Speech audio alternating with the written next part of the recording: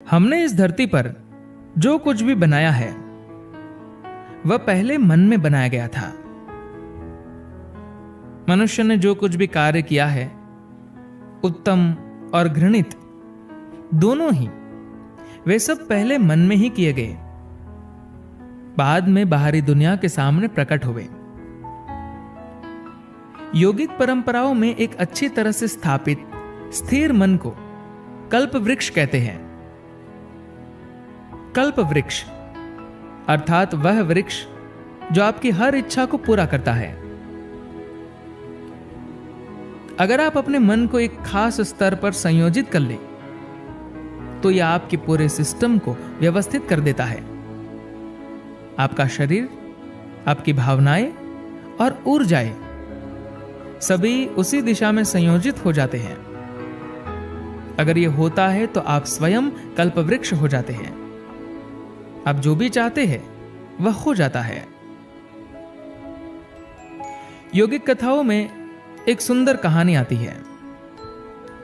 एक व्यक्ति घूमने को निकला और चलते चलते अचानक ही स्वर्ग तक पहुंच गया।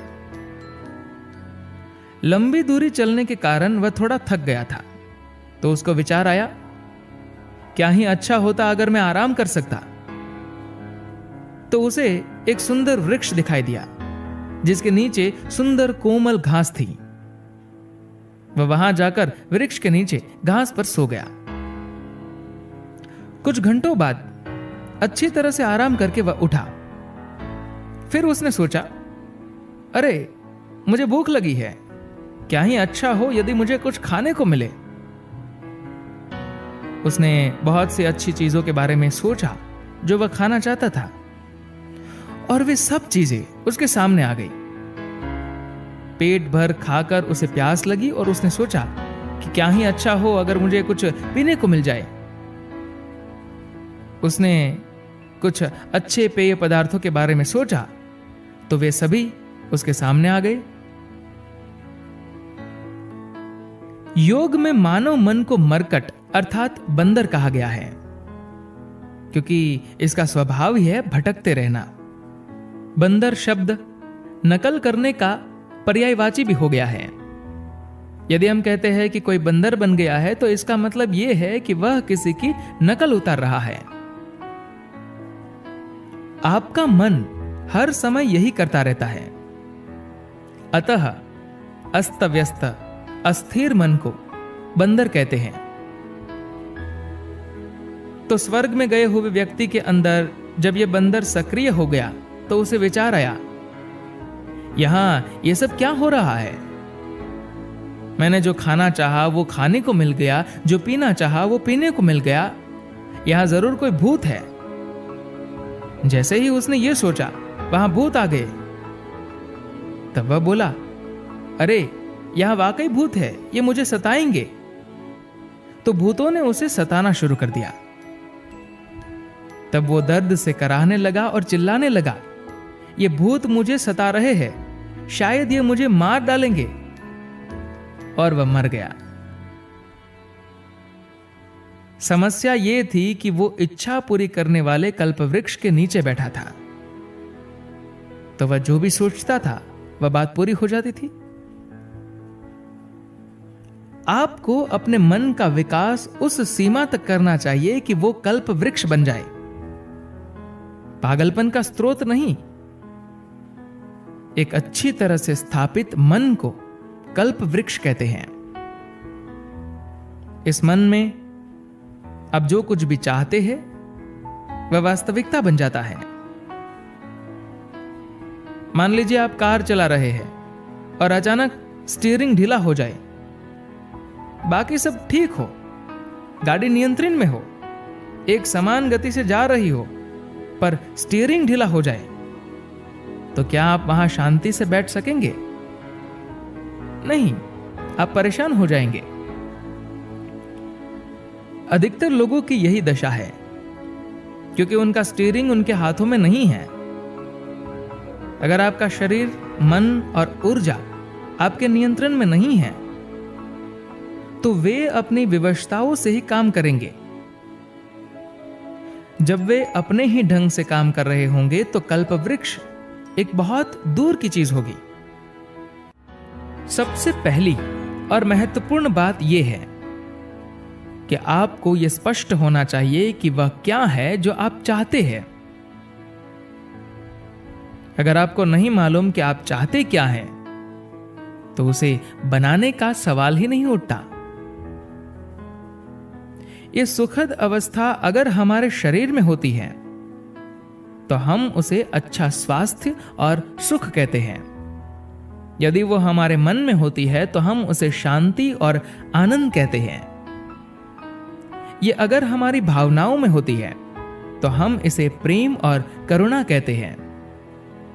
जब ये हमारी ऊर्जा में होती है तब हम इसे उल्लास एवं परमानंद कहते हैं। मनुष्य को यही सब चाहिए। जब वो काम करने के लिए अपने कार्यालय जा रहा हो तो वो धन कमाना, अपना पैसा बढ़ाना, अपना परिवार अच्छी तरह से चलाना चाहेगा।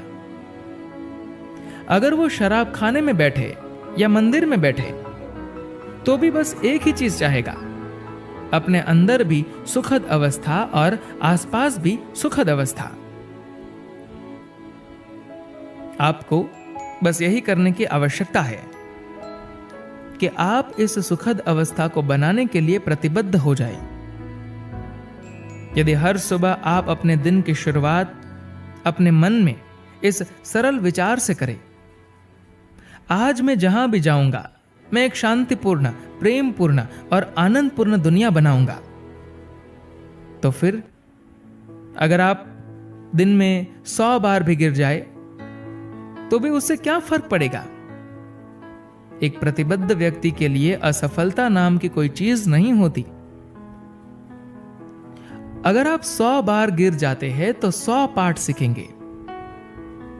अगर आप अपने आप को वह करने के लिए प्रतिबद्ध करते हैं जिसकी आप बहुत परवाह करते हैं, तो आपका मन संयोजित होता जाएगा।